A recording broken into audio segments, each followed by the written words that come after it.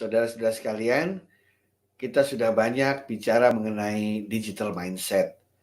Dan dari situ saya harap Anda sudah bisa melihat mana orang yang memiliki digital mindset, mana yang belum memiliki digital mindset dalam kehidupan sehari-hari.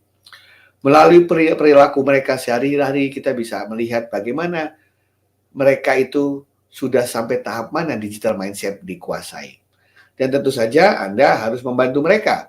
Apabila kita temukan teman kita, sahabat kita, teman sekerja kita, sejawat kita yang belum memiliki digital mindset, kita bantu meningkatkan literasinya. Sebagai contoh misalnya, masih ingat dalam pertemuan terdahulu dikatakan bahwa digital mindset tidak sekedar digitalisasi, tapi ditambah dengan pemikiran-pemikiran yang lain. Sebagai contoh sederhana, banyak orang mengira bahwa memindahkan formulir ke dalam aplikasi itu bagian dari digital mindset. Tergantung dari aplikasi yang didesainnya. Kalau waktu sebelum ada aplikasi, orang mengisi formulir di kertas. Kemudian kertasnya dipindahkan ke aplikasi dan kita harus mengisi semua yang sama persis kalau kita ngisi di kertas. Bedanya dulu ngisi di kertas, sekarang ngisinya di aplikasi. Itu bukan digital mindset. Itu hanya sekedar digitalisasi, bahkan tidak otomatisasi sama sekali. Dengan kata lain, itu masih sama dengan pekerjaan manual. Manual memasukkan data di aplikasi.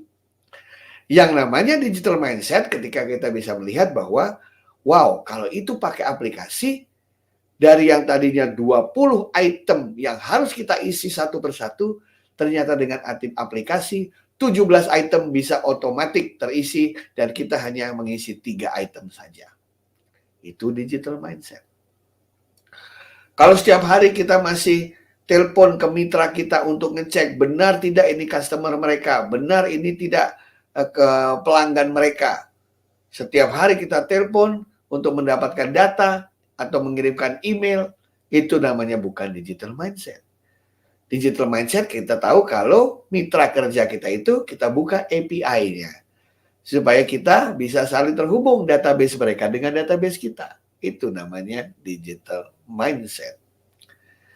Nah, jadi kita bisa melihat dari setiap hari, kalau mereka berpikir misalnya, waduh, saya mengalami masalah tertentu. Kemudian yang dia lakukan, dia telepon sana, telepon sini, minta nasihat sana, minta nasihat sini. Seminggu belum ketemu jawabannya. Sementara orang yang punya digital mindset akan tenang dulu, dia akan browsing dulu. Bukankah semua peristiwa kehidupan, semua kisah sukses manusia ada semua diceritakan di sosial media, bahkan dianalisis oleh para ahli. Kita lihat dulu. Setelah kita lihat, baru kalau kita merasa butuh bicara sama orang lain, kita bicara sama mereka. Tapi kalau data itu sudah cukup membuat kita mengambil keputusan, jalankan. Itu namanya digital mindset. Ya. Orang yang tidak punya digital mindset, apa yang terjadi? Handphonenya hilang, pusing dia. Kenapa? Karena tidak sempat membackup-nya. Tidak mensinkronisasikan dengan cloud. Membeli handphone baru dan harus memasukkan lagi satu persatu. Saudara-saudara, itu adalah indikator fenomena yang akan kita jumpai sehari-hari. Jangan anggap salah mereka, karena digital mindset itu tidak seperti membalikkan telapak tangan. Mengubah pola pikir orang itu sulit. Dibutuhkan bimbingan, dibutuhkan pengalaman, dibutuhkan sharing, dibutuhkan kemauan belajar. Oleh karena itu tugas kita adalah selalu mencoba membantu mereka dalam menciptakan sesuatu yang lebih baik. Ada orang yang berpikir bahwa yang dia lakukan sudah berbasis digital mindset. Namun kita yang melihat mengatakan bahwa ada yang jauh lebih baik dari itu karena yang Bapak Ibu lakukan baru digitalisasi atau mungkin sekedar otomatisasi. Kita berikan pandangan-pandangan lain. Dalam suatu kesempatan juga kita bisa berfungsi sebagai digital devil advocate, ya, di mana kita mencoba mencari orang yang men-challenge ide-ide mereka. Karena kalau dia membuat suatu karya, produk atau jasa yang menurut anak-anak zaman sekarang itu ketinggalan karena bisa diciptakan produk atau jasa yang lebih baik, itu baru akan diketahui kalau kita men-challenge ide mereka, men-challenge karya mereka.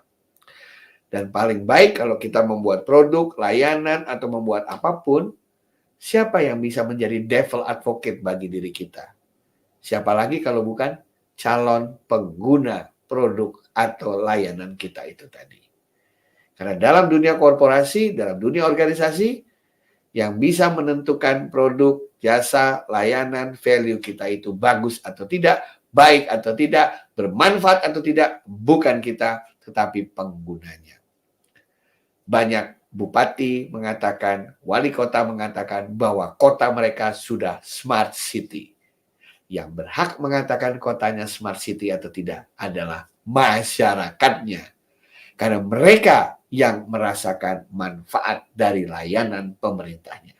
Bukan pemerintahnya selaku pembuat atau produsen kebijakan.